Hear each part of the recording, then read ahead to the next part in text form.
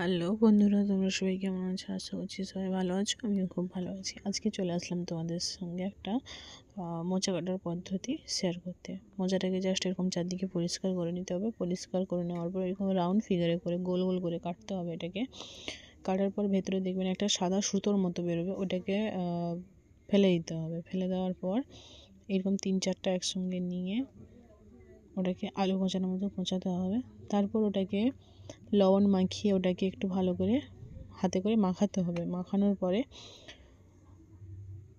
ওটা একটা থালারে এক সাইডে করে রেখে দিতে হবে যাতে ওর কষ জলটা বেরিয়ে যায়। তারপর ওটাকে ভেজে খেতে পারেন, কিংবা কেউ একটা কিছু সরিষা টরিষা দিয়ে রান্না করতে পারেন।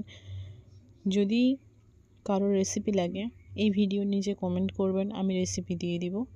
বাট খেতে এটা দুর্দান্ত লাগে, ভাজা হোক কিংবা অন্য কিছু।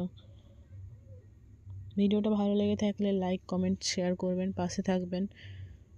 যারা যারা আমার ভিডিওটা দেখছেন তাদেরকে দয়া করে অনুরোধ করে বলছি, একটা কমেন্ট করে যাবেন।